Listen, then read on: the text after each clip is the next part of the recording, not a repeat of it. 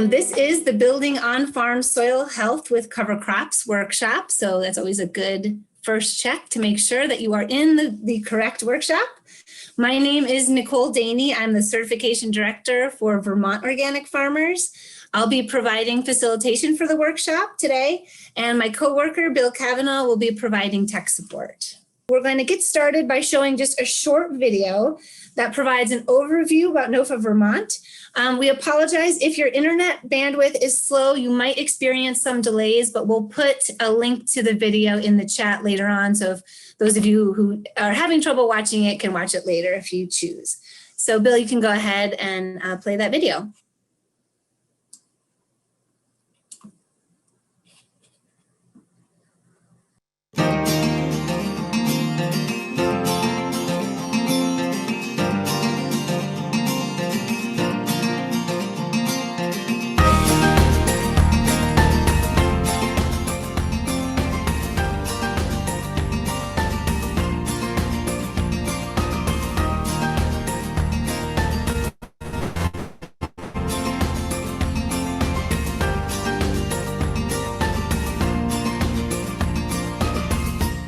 I just wanted to remind everyone, NOFA Vermont's mission is to promote organic practices to build an economically viable, ecologically sound, and socially just ag system in Vermont that benefits all living things. So all the work that we do, ranging from organic certification to making sure all Vermonters have access to local organic food, to advocating for farmers and for farm workers, are all in service to this mission. In this next slide, and overall, we'd like to thank our generous sponsors for helping make the winter conference successful. There is a full list of sponsors on our website, and I encourage you to go to our website and see all the folks that sponsor the winter conference and make it such a successful event. I would like to point out and especially thank the cultivator, nourishers, and nurturers sponsors. That's tough to say. So you can see those sponsors right here.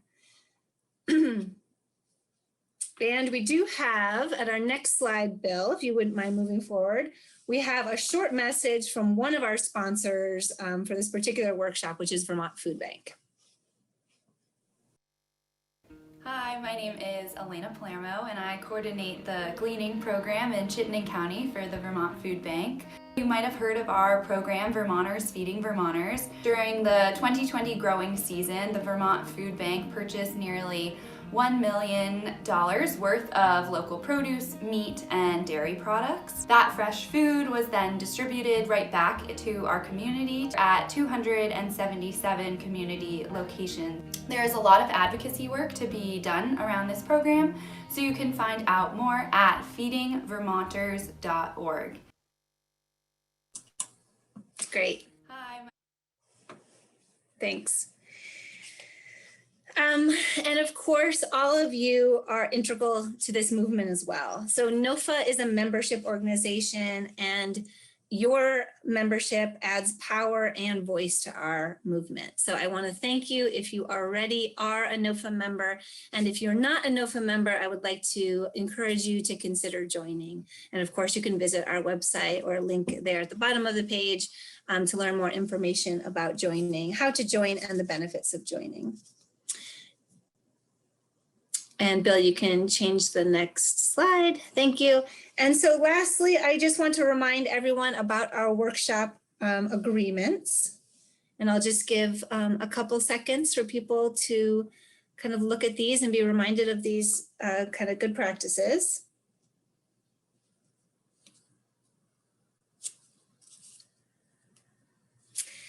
And lastly, if you have any tech-related questions, please add them to the chat box, and we will work as fast as we can to help get your questions answered. And as far as questions in general during the workshop, I think what we're going to do is both Becky and Silas have built in some breaks to answer questions. So we're going to ask that people put questions in the chat, and then during that break, I will read the chat, and we'll make sure that we get all the questions answered that we can. So with that, I'd like to welcome our presenters, Becky Madden, who is the Vegetable Nutrient Management Specialist with UVM Extension, and Silas Branson from Intervale Community Farm, who has worked at ICF since 2010 and is an integral part of the farm's management there. So thank you, you two, for doing this workshop, and take it away. Thanks, Nicole. Thanks, Nicole. And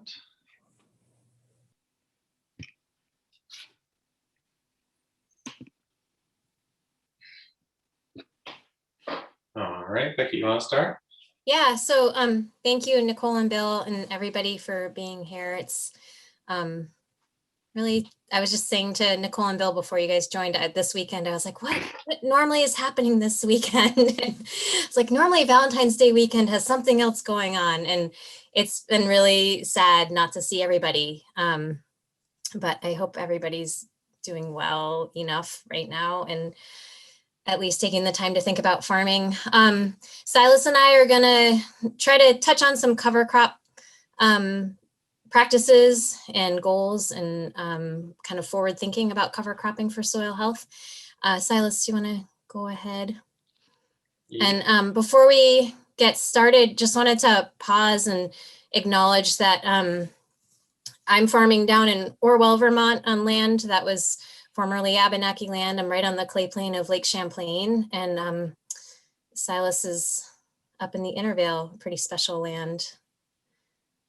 I don't know if you want to say anything about that, Silas. But yeah, I just wanted to echo that acknowledgement that that we're on land that wasn't ceded by the Avenachi to us. And I was also going to say that I'd just like to encourage folks to engage with and support the Indigenous people in your area and those groups. One thing that I have become aware of recently, and the Intervale Community Farm is hoping to have the opportunity to participate in this season, is the Avenachi Landlink project, which is a partnership between the Nulhegan Band of the Kosuk Avenachi Nation, NOFA Vermont, and I think the Vermont Food to Plate Network. And it provides indigenous seeds to gardeners, homesteaders, and farmers around Vermont. And then they dedicate some land to grow and harvest food for Avenachi citizens. So you can learn more about that at the set on the page, and I believe also on NOFA's page. Thanks, Silas. Yeah. I have a lot of gratitude for the land we're fortunate to live on, beautiful Vermont.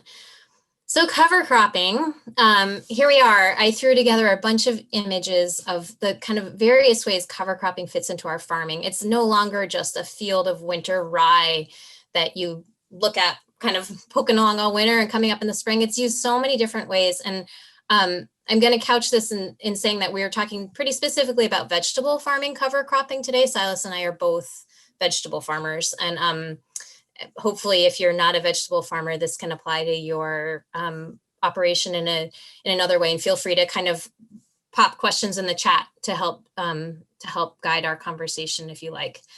But I was just curious if you guys want to throw in the chat any reasons why either you are cover cropping now, or why you think you should be, or why you want to cover crop. And no rush on that, but just as we go along, it'd be great to kind of understand where you're at with it. So next slide, Silas. And just to give you a layout of how we're going to spend our time together alone right now, Silas is going to dive right into farming cover crop practices, and he's got a ton of experience farming and cover cropping.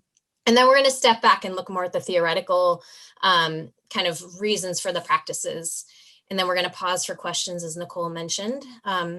If you need clarifications along the way, feel free to put them in the chat.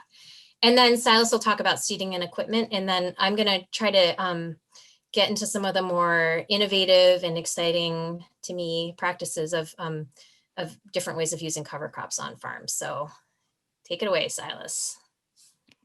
Cool. Thanks, Becky.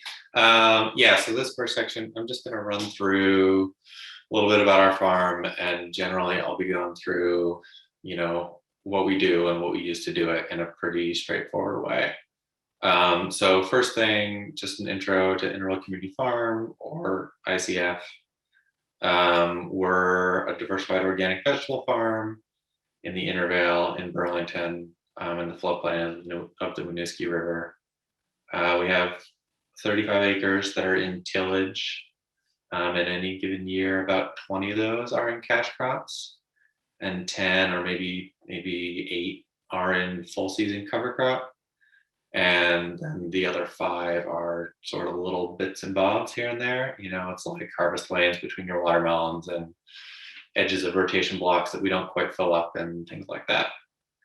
And our sales are dominated by CSA. It's like 90%. We do a summer and a winter CSA. Both are on-farm pickup. So we have people come to the farm like 49 weeks a year or something like that. And then we do some direct wholesale, but that's maybe 10% of our sales. So just a basic intro to our crop rotation. We try to manage our rotation in 1 acre blocks to reduce the number of moving parts. As a diversified farm growing a wide variety through a long period of time, we have a lot of successions and a lot of different small plantings. And so trying to manage things in 1 acre chunks makes it a lot simpler from a rotation perspective, even if there are 4 successions of broccoli and 3 successions of cabbage or whatever it is in a given block. So you can see on the map there that we've got the fields are sort of split up into those roughly 1 acre blocks. And then we try to build our crop plan to also be split up into 1 acre blocks. And it just helps us keep track of things without there being quite as many variables as there would otherwise be. So how do cover crops fit into that? I think maybe first I'll say, right, there are lots of considerations aside from cover cropping that go into the rotation. Mostly we're just going to focus on cover crops for today, but I want to acknowledge that, right, like pest and disease pressure play a role in where things go. Weed pressure in the field plays a role because we don't want to put something that we have a lot of trouble with weed control in, right, say direct seeded carrots. We don't want to put that in a field that's exceptionally weedy or we're going to really regret it. For us, flood risk, relative flood risk of a field matters a fair amount because we have some fields that are quite a bit lower and more flood prone than others. And so we have to think carefully about our risk management there. And also those lower, there's heavier soils, those fields we don't tend to be able to get into as early. So if we're thinking about putting onions in one of those lower fields, we better have a backup in a higher field in case it's a wet spring and we can't get out there in April when we want to get the onions in. So that's just to say there are a bunch of other things that go into this, but for today, we're gonna sort of focus on the cover crop side of it.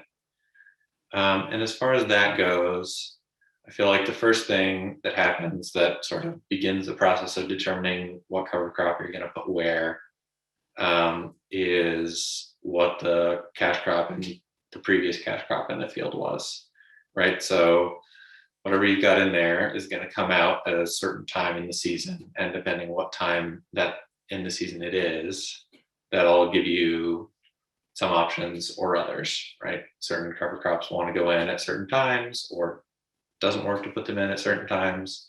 So that's sort of step one, but like it defines the opportunity, if you will. And then the next part of deciding what cover crop you're going to put in is knowing what's going to happen in that field next. So we typically end up doing at least a loose rotation of our cash crops sort of midsummer as our early spring crops are starting to come out of the field and we have the opportunity to start cover cropping those fields. We need to know what we're going to do with those fields next year, right? And a lot of that is, are we going to put a cash crop in this field next year, or is it going to be in year-round cover? If so, what time, when during the season does that cash crop need to go in? And then what are its requirements, right? From like a nutrient perspective and also a management perspective. So we want to know those things. And then sort of from there, you sort of have all the pieces that you need to think intelligently about what the right cover crop for that situation is. So that's sort of the initial process. And as far as what we're trying to do, right? So at that point, you're thinking about, okay, we have this opportunity, we sort of defined it. What are we trying to do? And these are some of the main things, right? We want to capture remaining nutrients. We're using organic fertilizer that releases pretty slowly. So there's a fair amount of it left that's going to continue to release after we have the cash crop out. And so we want to get a cover crop on there to soak that up, and so that we don't lose it, so that it's available for crops going forward. We want to hold the soil in place, prevent erosion. We're not in a super high erosive zone because our flood and river is pretty slow, but it does happen. And it's better, we want to have cover on there so it's not blown away or getting washed away or anything. We want to add biomass to, build and maintain our organic matter. I think for us in our situation, we're in pretty hot, very sandy soils. I think maintain is a more accurate description than build, because we're able to sort of keep our organic matter where it is, but we haven't really been able to bump it up. Hopefully over the years, we'll get better at reducing tillage and cover cropping more, and sort of minimizing disturbance, and actually be able to ratchet that organic matter up a little bit from where it hangs out in the 1.5% range. But for the moment, we want to at least tread water. We want to suppress weed growth by getting something in there that's going to compete with them. And we want to provide nitrogen and other nutrients to future crops. So I'm just going to run through some of the basic cover crops that we tend to use quickly, and then I've got some examples of how they fit into rotation. So there are sort of two really broad buckets of cover crops, being non-legume and legume.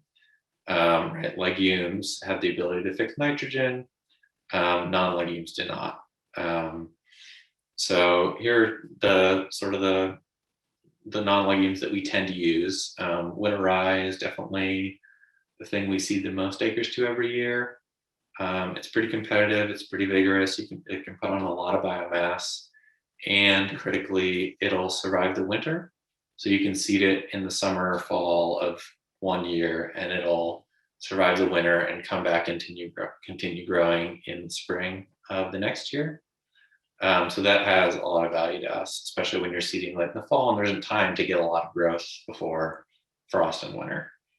So we use a lot of winter rye. And then oat is the other main one that we use. Oat is similar to rye in that it's pretty vigorous and competitive and can put on a fair amount of biomass, but critically it winter kills. And so, it won't overwinter, it won't come back to fall and spring, which can make it a good fit for a field that you want to get into really early, because then you don't have a living cover crop to deal with, or something else like that. And then Sudan grass, we've used it a handful of times. We haven't used it a lot. It's another frost sensitive one, so it won't overwinter, but it's very vigorous. It really grows like crazy. So that's an option that we've used a few times when we really just want to put on as much biomass as we can in a shortish summer window. So then moving on to legumes, a main one for us is hairy vetch. That one pairs pretty well with rye because it, like rye, will overwinter and come back the following year. So you can seed a rye vetch in August and it'll establish in the fall, overwinter, and then come back, and you'll get most of your growth the following year. So we use a fair amount of that, but the thing with vetch is you're not going to get the nitrogen that you want out of it unless you can leave it in the field until sometime mid-May, late May, something like that, because it needs enough time to get going and start fixing nitrogen. Peas we use here and there. We've mostly been using Austrian winter peas, and they work pretty well. Especially, we usually do them in a mix with oats.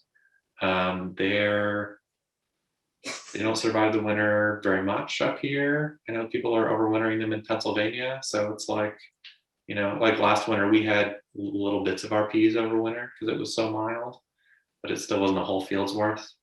But generally, we consider them something that'll winter kill. But they will put on some biomass and fix some nitrogen. So we use them in summer windows. You can plant it early in the spring and get with some oats and get some biomass and nitrogen before a late planted crop, or you can put it on sort of sometime in August and get some growth and nitrogen before it winter kills, and then have an easy residue to deal with to go into for an early crop next year. Soybeans we've used a couple times and haven't had great results with them. They aren't as vigorous as peas and things like that. They don't seem like they put on as much biomass. So we've mostly moved away from that, but I'd be curious to hear if folks have had good experiences or feel like they found a good niche for them. We really haven't yet. And then we use some clovers. The clovers are all pretty slow. They all overwinter, and so they're a better fit for something that you're really going to have in a cover crop for a full year. Something that you would seed in year one and then leave in the field for all of year two. There are a few differences between the various clovers. The red establishes a little faster, and you get better ground coverage and weed suppression from it in year one. Whereas the sweet clovers, which are yellow and also white, take a little bit longer to get going, but then you get more biomass out of them the second year. They also handle mowing differently. You can kill sweet clovers if you mow them when they're in full bloom in the second year, whereas the red will continue to survive. The Allcycle we only use every now and then. Its chief advantage over the sweet clovers, which it's pretty similar to, is that it's a little bit more moisture tolerant. So we've put it in some of our wetter fields where we'll sometimes get a winter flood or a wet spring, and you get big dead patches basically in all the low spots. So that's sort of a niche one for us, but it could be one to think about if you're in a wet zone. We often do the clovers in mixes to sort of try to mix the good characteristics of all of them. So we'll do like an oat, red clover, sweet clover kind of thing a lot of the time. All right, so I'm just going to run through a few examples here quickly to give you a sense of how they fit in a practical way. So here, this first one, we've got late brassicas transplanted like mid-June. So that's like storage cabbage, Brussels sprouts, late broccoli, that kind of thing. And so that's gonna be out there probably until we get some frost. So then it's gonna be too late to put much of anything else in. So we would just put in winter rye, probably late October. We do it in November sometimes. We don't get a lot of growth out of it. It'll be like this big depending on the fall we have or early winter. But we get something on there and then it'll come back the following year. And then in this case, we've got something early going in.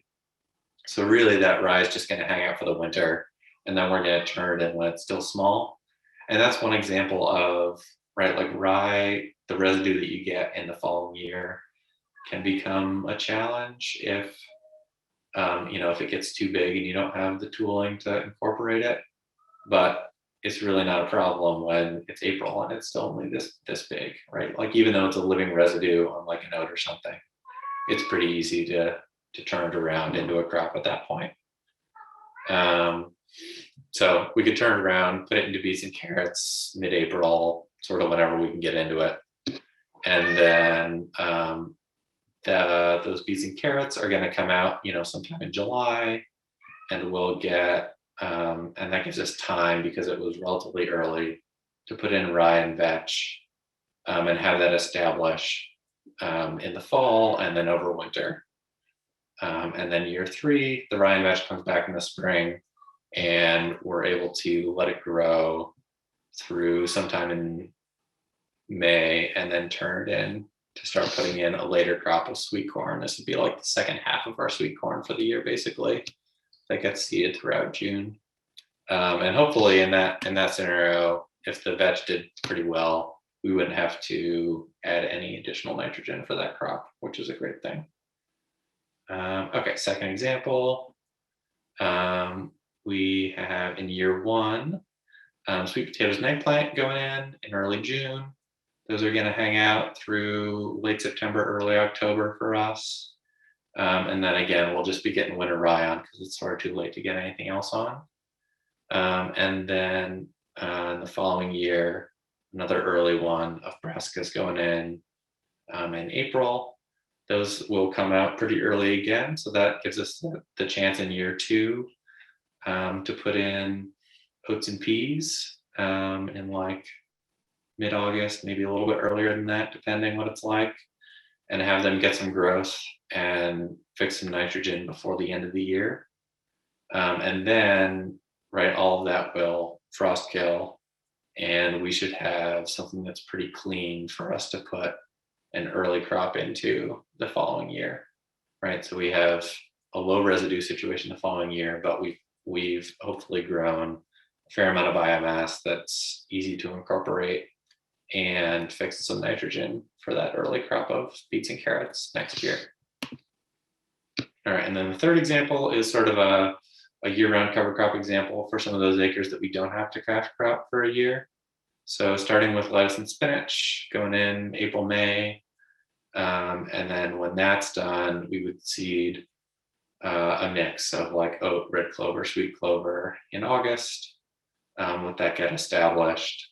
Over the winter, the oats will winter kill, and the clover has hopefully filled in enough that it can then suppress the weeds in a way that it can't right away. And you end up with a red clover, yellow clover mix coming back that second year. We'll mow that a couple times, sort of starting in June and going through the end of the year. And that's a little bit of a game time decision of how well is it filling in and how bad are the weeds, basically, right? Like, are there weeds in there that we think we can kill by mowing, or that we want to keep from going to seed by mowing? So that's definitely part of managing it, is just keeping your eye on what things are looking like. We'll often end up, right, like the 2 edges will get too weedy and we'll just mow them in and disc them and get rid of them and leave the middle section or something like that. But we try to keep as much of it as we can, obviously, without making a weed pit for ourselves. And so then you should have a lot of fertility going into year 3.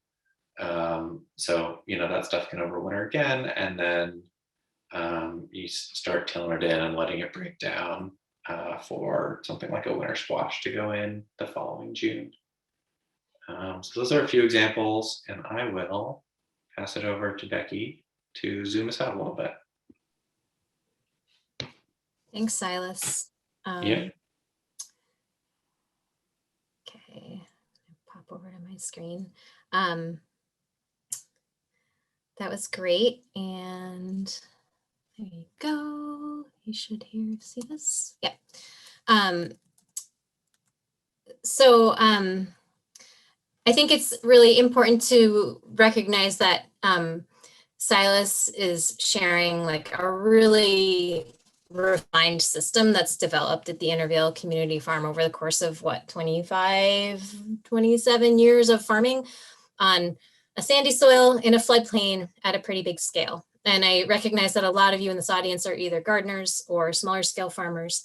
So hopefully 2 things will happen after today. You can take some of Silas's knowledge and shift it into the context of your own operation or garden, because pretty much everything he's saying can be scaled down. And also hopefully I can help steer some of these decision makings. And also happy to act as a resource after this meeting if it's not really fitting your needs. I recognize. Yes, Nicole.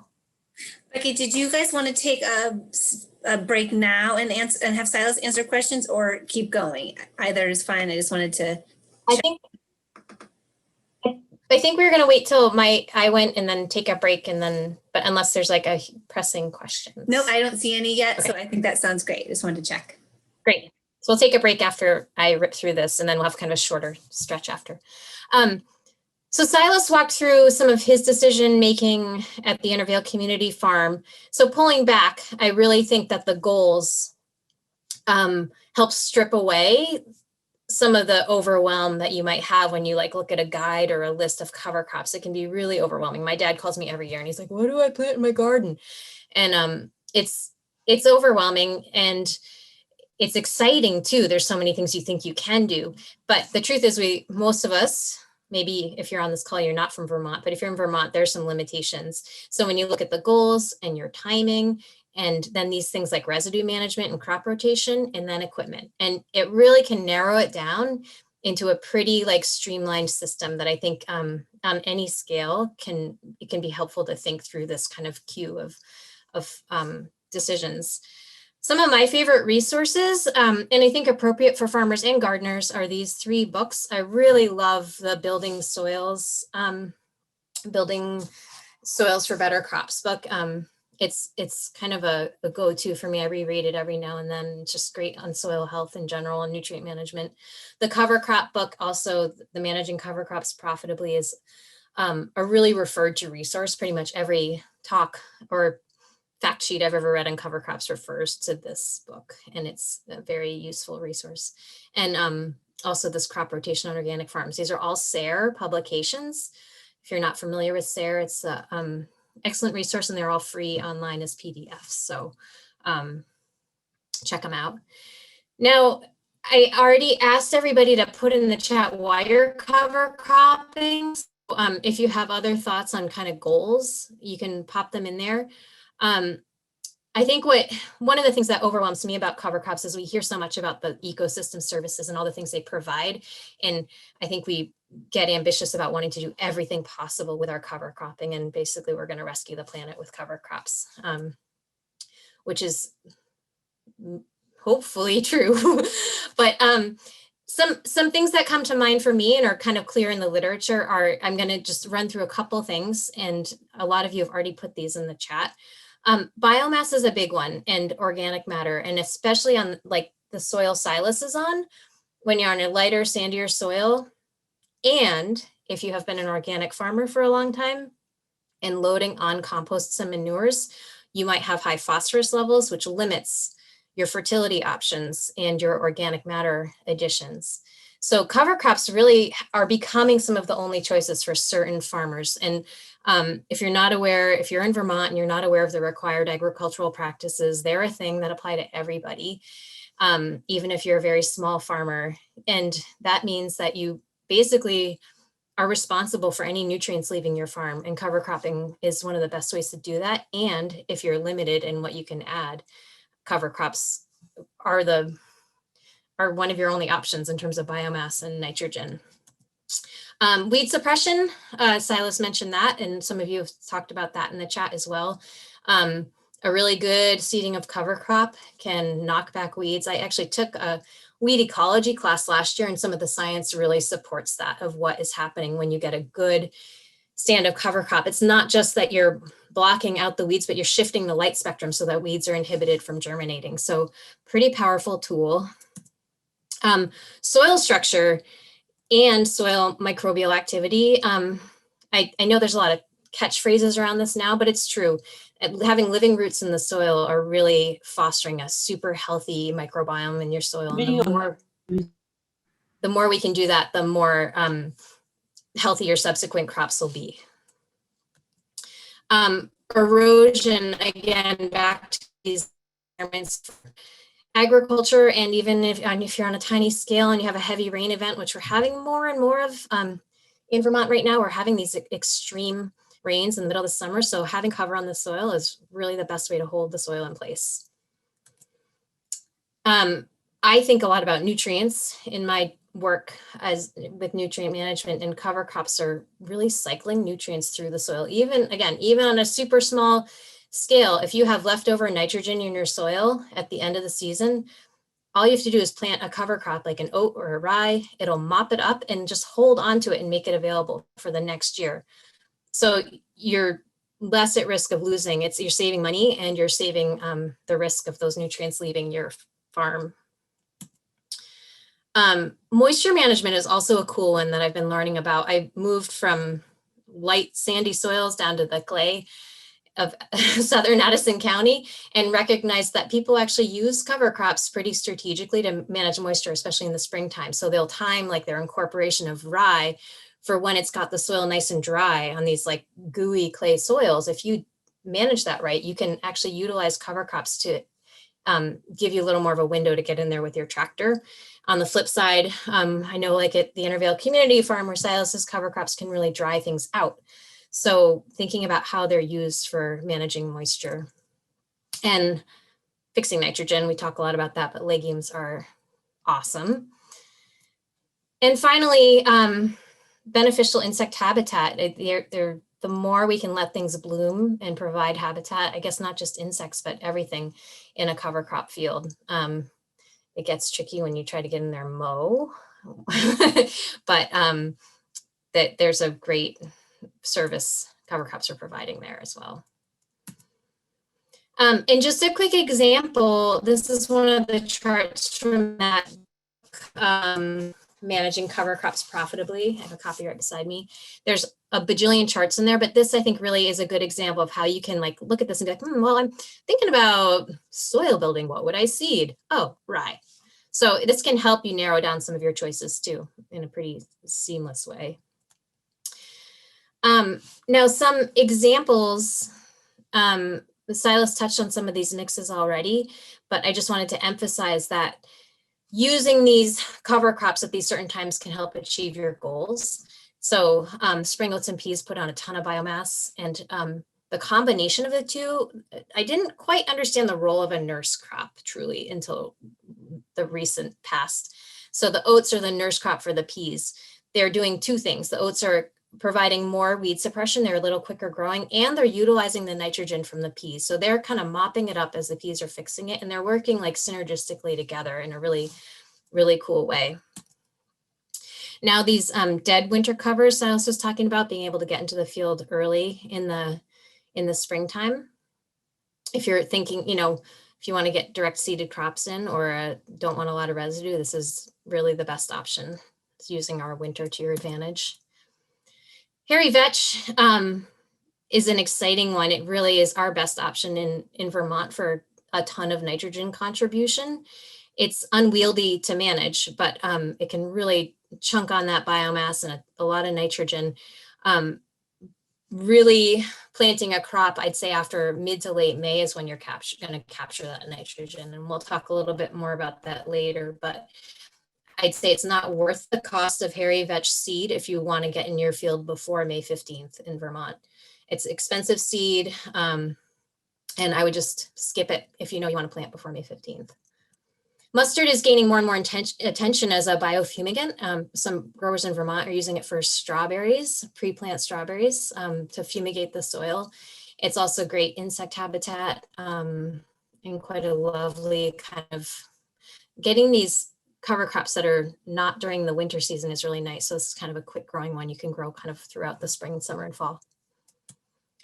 I've become super fond of radish, even though vegetable farmers sort of hate the idea of any other brassicas in their crop rotation. And I'm tentative to encourage it, but if you do have the opportunity to grow it, and I have seen it successfully used on vegetable farms, it's amazing at capturing nitrogen. It goes down really, really deep with these tap roots. And you can see how it bores these holes in the soil, and it just winter kills and has this crazy alleliopathic effect. Like you won't see any weeds germinate for a good 3 weeks in the springtime. It's pretty radical, no pun intended. But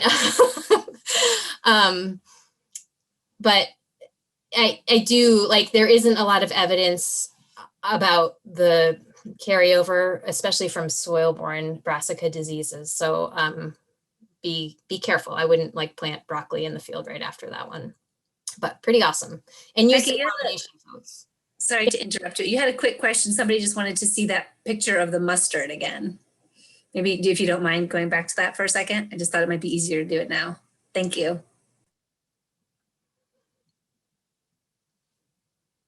Good.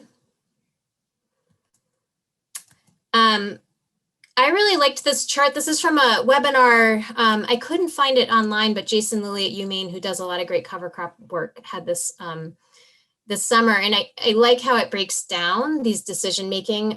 Top half of this is winter hardy, bottom half is winter killed. So those are kind of your first two choices, like, well, do I want something to be alive in the spring or dead in the spring? And then the residue question, do I want to, is my goal to be putting on biomass? Or is my goal to have less residue and to try to get in there kind of early? Like if you're direct seeding something, you don't want a lot of residue. If you don't have a lot of tillage equipment, you don't want a lot of residue. So kind of pulling it apart into these four areas is really helpful for me. And you see here listed some of the common cover crops Silas was talking about, but I liked thinking about it in this way. So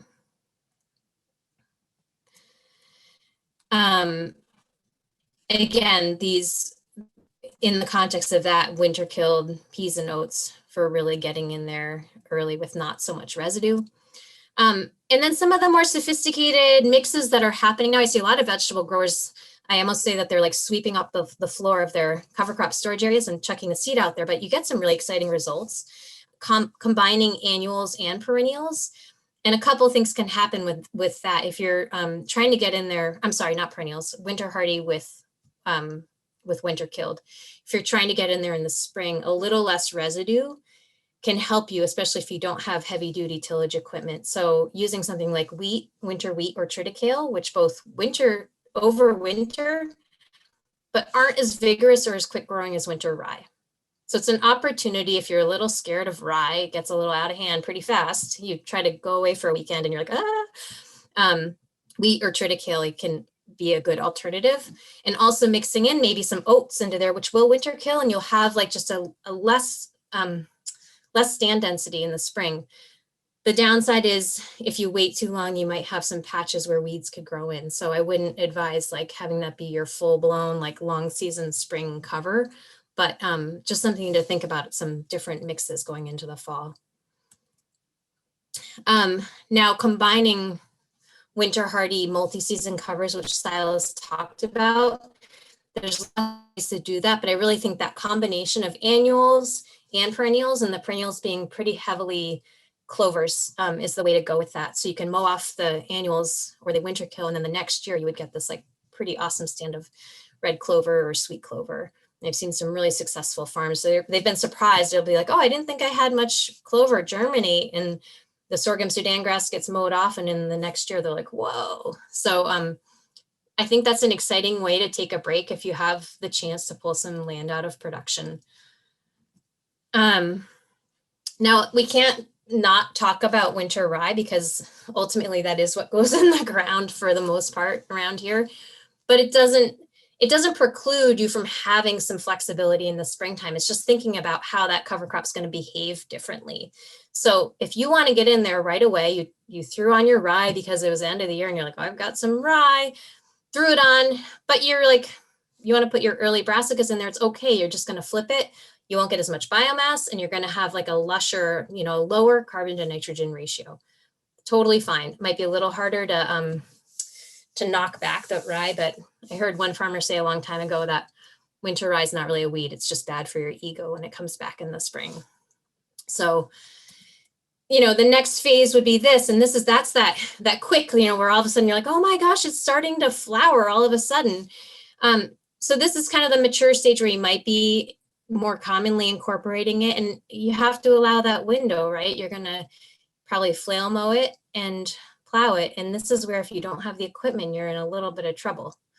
There's not much you can do at this stage without a pretty good mower and or plow. I've had a lot of tangled experiences trying to manage this kind of cover crop with like a tiller or even a 3-bottom plow. So thinking about your equipment ahead of time is critical when you get to this point. So you're going to have kind of a medium carbon to nitrogen ratio with this. There is some vetch actually in this photo as well. And then Silas is going to talk about, this is actually at the Intervale Community Farm, but combining rye. Some people let it go to either straw or seed. And that's like it's pretty high carbon. I would be hesitant to plant anything in that field that fall. And if I did, I would add a pretty good dose of nitrogen fertilizer, because your carbon to nitrogen ratio is going to be so high. It'll take a long time for that to break down, and it ties up the microbes in the soil. So you're not going to have a lot of available nitrogen for your cash crops. So just be aware as it gets, it's intuitive, as it gets more woody, you're going to have less nitrogen available to your vegetable crops. Now the timing of seeding, I know that like in Vermont, we're a little bit, we don't really have a lot of opportunity. It's kind of when the soil is dry, you seed. But all of that said, we should know the impact of that, of our little windows. So just quickly here, August is when you would be planting oats and peas, but look at what happens after August 16th. Suddenly it might not be worth planting peas anymore. You see that the establishment of the peas drops steadily after the beginning of August. And this was a study done in New York State, similar climate to us. So that would indicate to me like, well, I'm probably not going to get a very good stand-up field peas. Again, the seed is relatively expensive. Let's skip it and go straight to oats for the second half of August. And then you move on to rye. So there's these windows, and my advice is always like keep a bunch of seed on hand, because we don't know what the weather's going to do, and you might have to switch pretty quickly. So you might not ever get your oats in. This year was too dry. People didn't get in their late summer cover crops. That's okay. But what are you going to have for the next round? Likewise with rye, this is biomass accumulation in the spring and redline cover. And this is research Heather Darby did up in Alburg, Vermont. You can find some of these fact sheets on her Northwest Crops and Soils website. My cat just knocked over the wood pile outside. It almost got nailed. So you can see that in the springtime, if you're seeding end of October, which a lot of people do, you're pulling out your crops and you're like, great, I'm going to get my cover crop in. That's awesome. You might be struggling a little bit more in the spring with weeds coming in. If you only have 25% cover going into the spring, that's an opportunity for weeds to germinate. So it's still better to have no cover, or to have some cover, than none at all. But just be aware that those 3 to 4 weeks really make a huge difference. So, and again, what's happening underground accounts for a lot of that. We don't see it. We might see like, oh, it germinated, it looks pretty good, but the tops of those plants don't look too different. They're not different in height, but that tillering is really what's helping hold the soil in place and helping provide those benefits we talked about earlier. So this was like a pretty eye-opening study for me when she did this. I was like, wow, it really behooves us to get in. Those recommended planting dates are there kind of for a reason. So Silas, all you, or I guess we're going to do questions now, if there are any. Okay. Let me get my chat back up. I just lost it. Okay, we did have some questions here. Let me just pop it back up. Okay, great. So the first one was somebody had said, I noticed many conventional dairy farmers use cover crops, but then kill them off with glyphosate, which is more than alarming to me. Does this, does this defeat the purpose of cover cropping in the first place? Hi, Elizabeth. I mean, this is a NOFA audience. I think it's, I don't want to speak too much of my opinion. There's a lot of work focused on water quality, and that's why a lot of those cover crops are going in the ground. Farmers are either required to put those cover crops on, and primarily dairy farms. So there's been an awesome increase in cover cropping, especially in our neck of the woods. But in order for them to get in the field, and they're using reduced tillage techniques or no-till, and there's no way to terminate a cover crop without some form of tillage. Like you saw from Silas, or you will see from Silas's photos, that there's a fair amount of tillage involved in terminating winter rye. So I'd say that they're in a little bit of a bind. I don't know, Silas, if you have anything to add. Yeah, right. I mean, it seems like it's not defeating all of the purpose, because you're right, you're getting that soil holding over the winter. And then it's like, how many things can you optimize for, right? Are you reducing tillage and holding soil over the winter? Or are you reducing spraying? But yeah, turns out, like everything in farming, there are always drawbacks and problems with whatever you do. Yeah. Okay, great. Thanks, you too. So another question from Michelle here is, I have a high tunnel, unheated, just plastic over large metal hoops, but I want to grow spring crops and fall crops in the same year. Should I use oats and peas for the summer? Is that too specific, or? It's really hard to, I find cover cropping really hard in a high tunnel. I guess it comes back to this question of what your goals are. Yeah, I think oats and peas might be a good option for that summer cover, or buckwheat I've seen in high tunnels. That's a good quick summer cover, or mustard. Buckwheat's an easy one to get rid of in a relative sense. Okay, great. So another question here is, any comments on cover crop cocktails, super diverse cover crop mixes, and for perennial cropping systems, any recommendations on cover crop mixes? So cover crop mixes for perennials, and then just in general cover crop mixes. I can try to drop a link to an article that Caleb Goosen and I just wrote for a UMass thing about cover crop cocktails. I think there's a lot of excitement around it, and I think it's a really awesome way to diversify your benefits and also to learn what kind of does well. If you throw down 5 cover crops, you'll kind of see what dominates and thrives on your soil. So I don't think it's a losing situation by any means. I do know that kind of studies have shown that the combined benefits start to decline, I think, after you have 2 or 3 species in the mix. So if you're on a large scale, the cost becomes maybe prohibitive. But I think there's no harm, and it's super exciting. And I think some fun mixes depending on the time of year. I've really enjoyed seeing people do a summer planted mix that has sorghum, Sudan grass, Japanese millet, red clover, maybe some oats, and like rye grass. And then again, mowing that once or twice in the summer, and then seeing that carry through to the next year. So it holds things in place, and you can have the clover growing in the next summer. And you can even strip till into that and have like a bed of plastic growing in between 2 beds of clover that were from the year before. So reducing tillage. Great. Silas, did you want to add anything to the cover crop mixes, cocktail? Really, I was going to talk about this a little bit later, but maybe I'll just talk about it now. We don't do a lot of mixes, more than a couple, 2, maybe 3 things. And a lot of that is what Becky said. It gets more expensive to have a bunch of seed, and I think maybe more than that for us, it gets complicated logistically and time-wise to try to manage a bunch of different kinds of mixes. So we keep things pretty simple. I like the idea of trying to build a little more variety, to like try to foster a little bit broader variety of biological communities in the soil, and like have different kinds of plants growing instead of just cash crop rye, cash crop oats, whatever.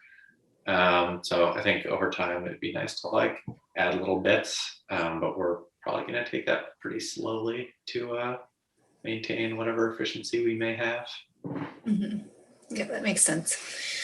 Okay, so there's just kind of a comment here, you two, about using cover crops with no-till systems that are really small, less than an acre. So the person also put in here like some resources for a great workshop they saw, but I didn't know if you all had any comments about using cover crops on that scale and no-till. Yeah, it looks like Peter is referencing Daniel Mays, and he's done some great work on this. There's some, I think it's been a little bit of a hiccup with the small scale no-till movement is figuring out how to integrate cover crops into those systems. But I really like the work Daniel's been doing. I think the winter killed cover crops are a really awesome starting point for that, because you can plant right into them. It's like a dead mulch, and you can even just, if you don't have any tools at all, with your hands work your way into the soil. That forage radish makes an awesome kind of opportunity for that. And then the more advanced thing, or like what Daniel's doing, is the crimping. And I know Ryan Fitzbeauchamp at Evening Song, I think he's speaking next week, and he's also doing we're doing a UVM extension workshop with him next week as well. And he's experimenting with some small scale no-till, so worth tuning in. But I think there's some great chances to cover crop on small scale. I would just avoid letting, things like rye, sorghum, Sudan grass, things that are going to need mowing and tillage, I would stay away from. Yeah, it seems like termination is the first big hurdle. Okay, great. And then Ben here has a question. Just wanted to know your guys' thoughts on crimson clover as a cover crop in specifically. Is that the red clover that I'm growing? No, Okay. it's I think it's the most beautiful cover crop. I love it. I would say, yeah, it's a little unreliable overwintering here. I have seen it overwinter. And I have seen people grow it successfully. It's weird because I don't see that it puts on a lot of nitrogen, and I'm not sure why in Vermont. So someone can correct me if I'm wrong, but I think, again, coming down to your goals, it's a great pollinator clover, but I don't see people using it a lot. And maybe as climate warms, we'll have more crimson clover around here. But I'd advise, if you want a reliable clover, going with medium red clover. Okay.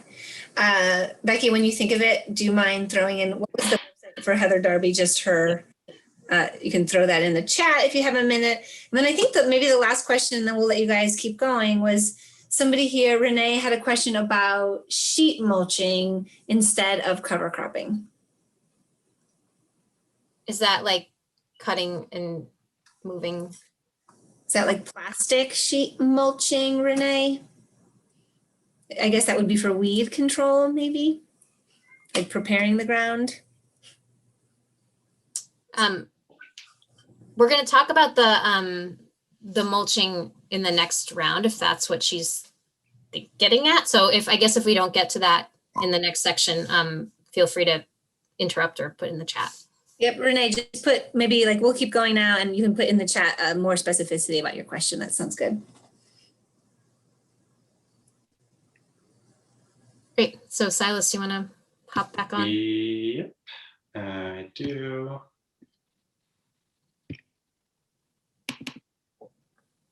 Okay. So I'm just going to run through sort of mechanically how we manage our cover crops pretty quickly and basically. And as Becky was saying, a lot of these tools can be scaled both up and down from where we are, but the principles are similar. So tool number one is definitely the grain drill. You can maybe see it a little better in this slide. It's got a big hopper of seed, a couple hoppers actually, and some disc openers that make a little furrow in the soil that's not that deep, and the seed drops into it. And then this grain drill has press wheels in the back that press some soil over the top of the seed to give you better seed soil contact. It has a small seed box in the front, so you can put your clover and small seeded stuff up there, and then a large seed box in the back for your rye or your vetch or whatever else that needs a larger aperture. So it does a great job. We got this maybe 3 years ago, and our previous grain drill didn't have the press wheels, and it has really made a big difference for us. Again, we're on very sandy, pretty dry, pretty hot soil, so we have a lot of trouble germinating those like August, early September cover crops a lot of the time if we don't get a bunch of rain. And having the press wheel seems like it's really helped, and that makes a big difference because those August, September plantings are usually when you can get the legumes in. So if they don't come up and you end up having to reseed them a month and a half later, then you're just putting in rye and you're not getting that benefit that you really want. So that works pretty well. Another option is a Brilliant or like a cultipacker seeder, which just drops the soil on the surface and then packs it down with a couple of sets of rollers. We have a couple of them kicking around, but they're basically just backups at this point since the small seed box worked well on our grain drill. They work better for smaller seed stuff like clover and things like that that don't need to get as deep into the soil as a bigger rye or oat seed. but they are an option and they're out there. And they're handy when you want to pack a bed flat, which I think is what I'm actually doing here, not seeding cover crop.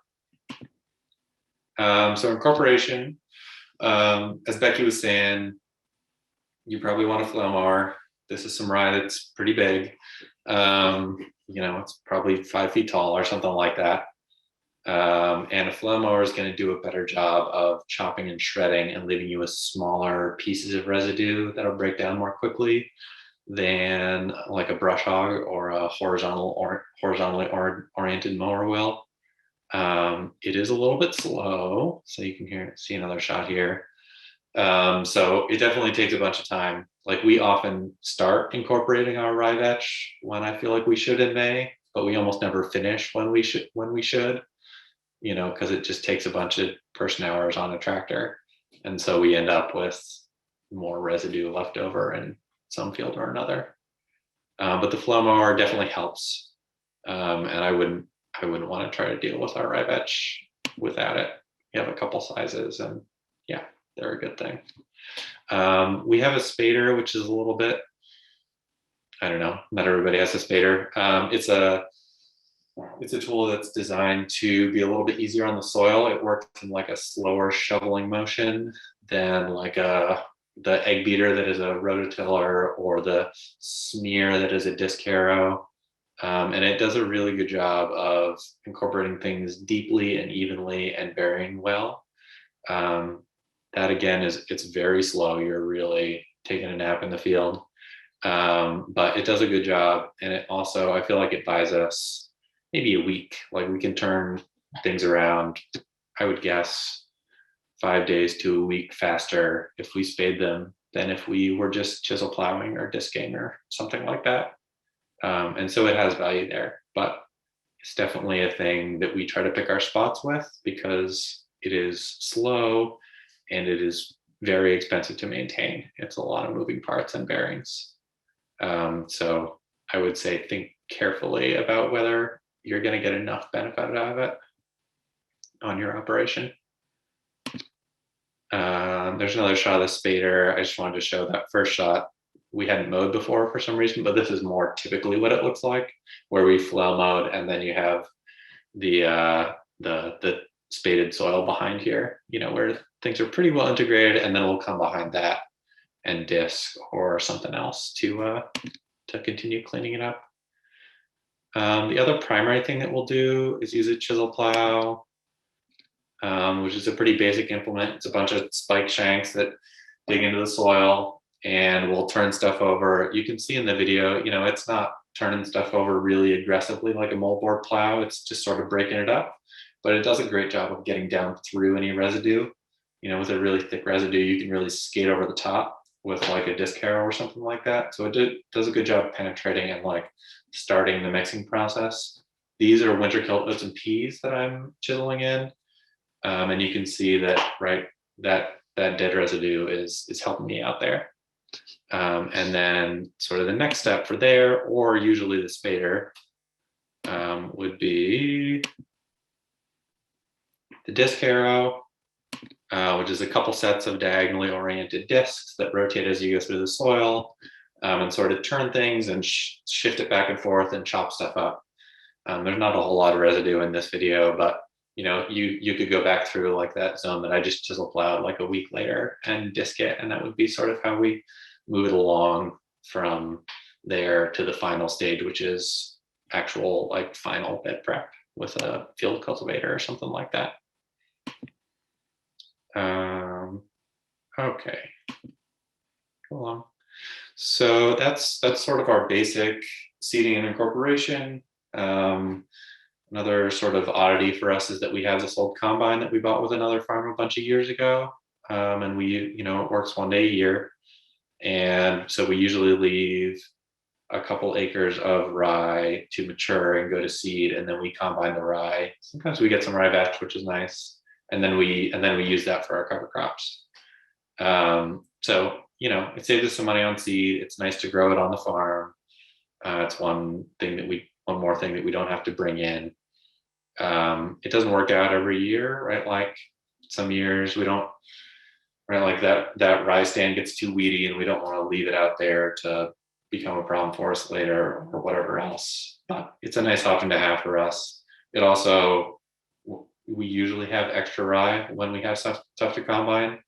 So it's easy to not be shy about just throwing it on at 300 pounds per acre in the first week in November, because we didn't pay for it in quite the same way. Okay, so just a couple random things I wanted to touch on. We sort of talked about more diverse mixes already, so I'll skip over that. Just a couple other things that I think about, mostly with regard to the getting those summer cover crops established and trying to like really make sure that all your plantings hit and that you get the most out of them, because you have that limited opportunity in time. One is that we have trouble getting stuff to come up in the middle of summer, and a lot of times it can be dry and we're sort of waiting for the rain, and our window's going by as we're waiting for the rain. So I wondered about different options for irrigating a big chunk like that. We have solid set aluminum pipe irrigation that we can do some stuff with. We have some big guns, but it's a pain to move around. So I've wondered if something like a Traveler would be a good fit to have on the farm, so we could, like, if we really wanted to get that rye vetch on there, but it wasn't raining, we could drag the Traveler out there and get those 2 acres in and just water them once or twice, and it wouldn't be too painful. And the other thing I wonder about is cultivation, because we do end up having to ditch parts of our plantings or all of our plantings sometimes because we have too many weeds coming up through them, and it's going to cause trouble later. I wonder about using flex tines, like a big field scale flex tine weeder on a cover crop when it's at certain stages. So those are things that we haven't done a lot of, but that seem like they might be things we could do to get sort of better utilization of the cover cropping opportunities that we have. All right, and I will turn it back over to you, Becky. Thanks, Silas. So just real quickly, so we have time for a few more questions at the end. I was gonna, whoops, there's Heather's thing that I was digging around for.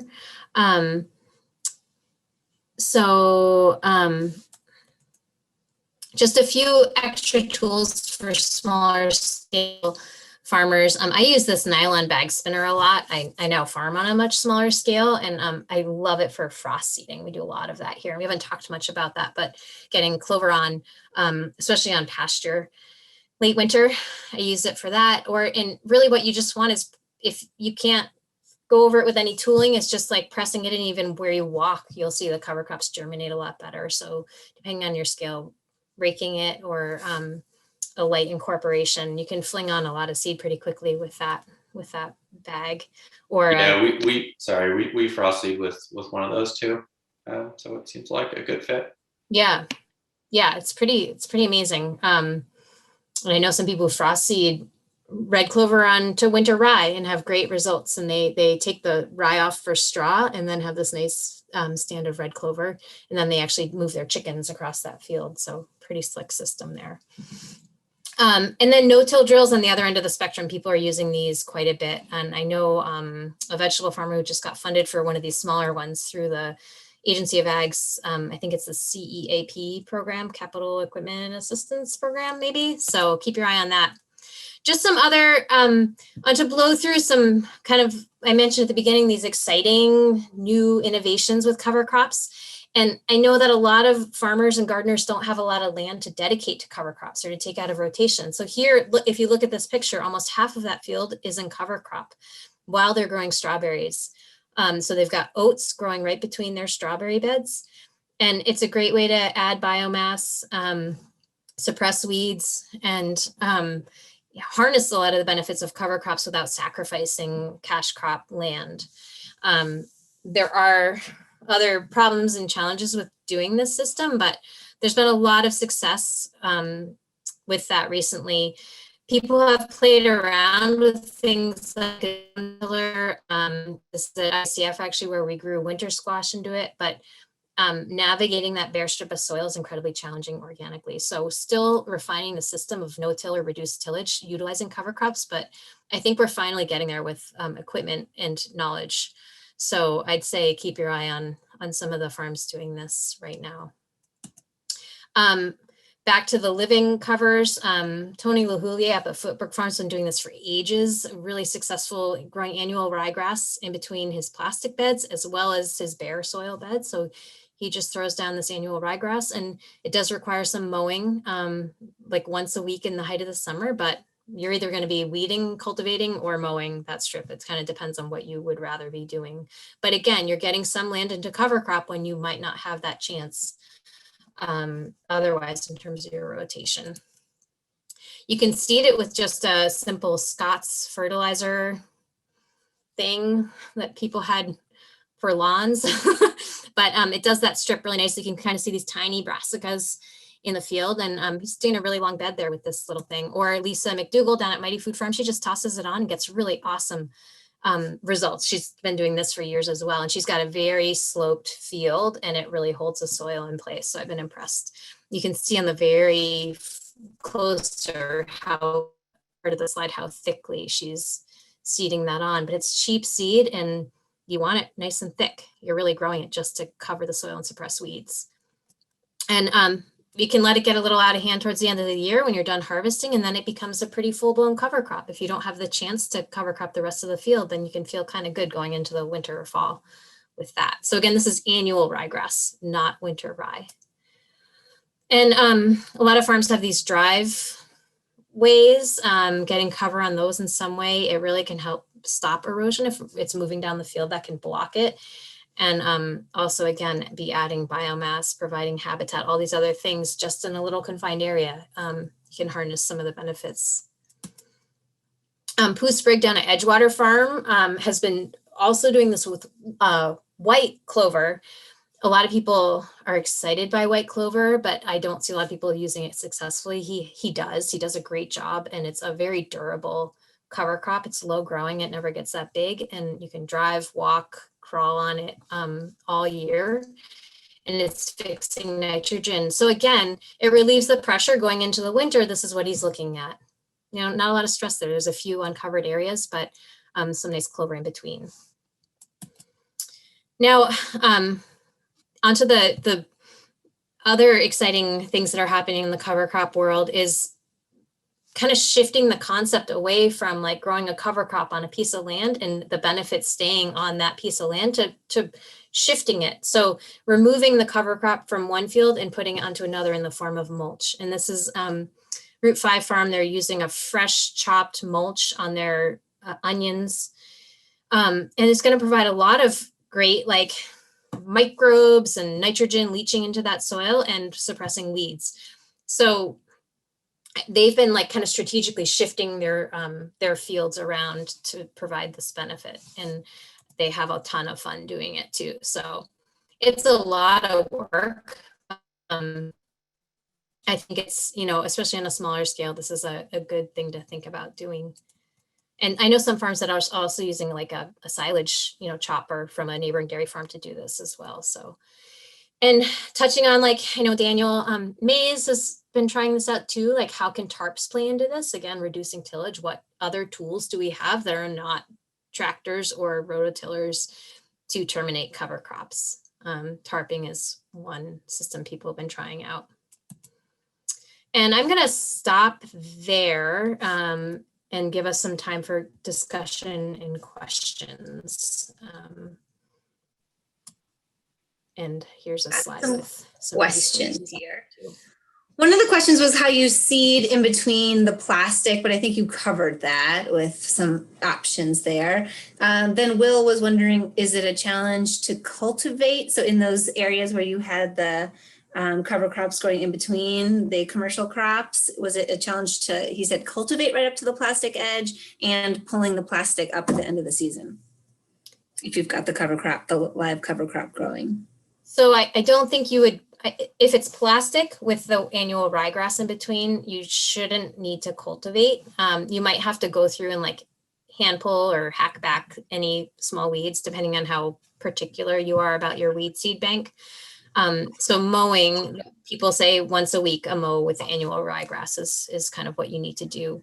You would still be, the photo of the bare beds, you would still be cultivating. So you're driving on the annual ryegrass to cultivate the bed that's bare soil in between. It can take, the annual ryegrass can handle traffic. And do you know, Becky, does it make it harder to pull the plastic up at the end of the year if you have still? Okay. Well, that's why annual ryegrass is nice. It doesn't tiller really. So I think it's, especially if you have an undercutter, it's better than those like giant lamb's quarters that wrap their way through that plastic and really break your back in the fall. I don't know. I was gonna say, it depends on how your wheel tracks look, maybe.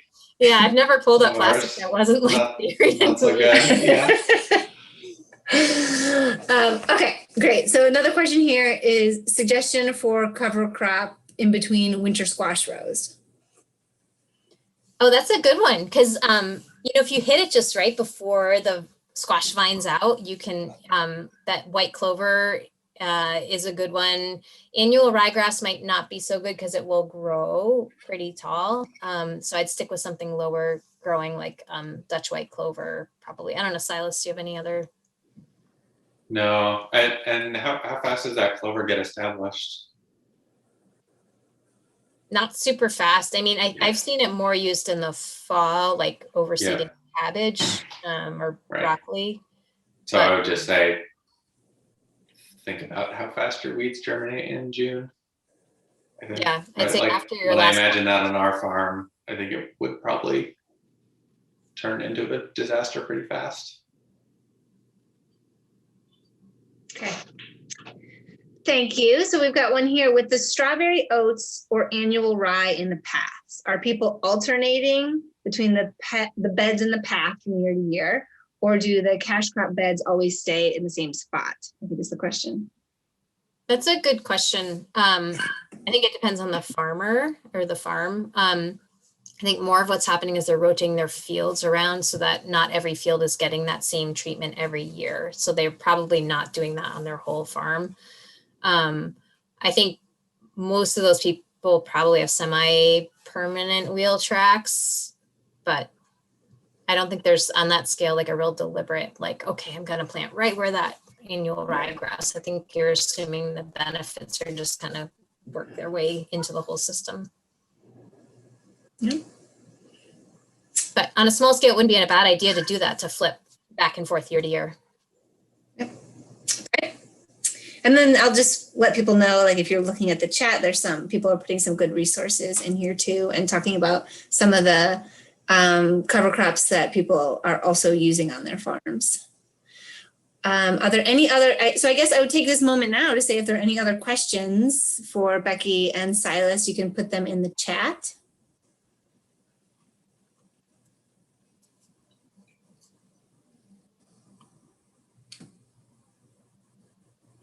I guess we could go back to that. I don't know if you had any more thoughts on the benefits of the sheet mulching. I don't know if you knew enough about that, Becky, in regards to the cover cropping. I don't know if that's like smaller scale. It seemed like it was a permaculture kind of technique. Yeah, I think Elizabeth answered it pretty well in the chat. I haven't used that method except like in a garden, and I've used like, either burlap or cardboard to build that kind of bed up. I mean, I think in the bigger context, like that's like integrating cover crops into those systems is challenging, but that's where that cut and carry system I think can be useful if you're like managing like a nice fresh mulchiness as part of that lasagna layering. That's probably a great way to do it, but don't have a lot of wisdom there. Oh, that's great. Yeah, Thank me you. neither. Yep, and people are putting some more resources in here. Are there any more questions that we have too?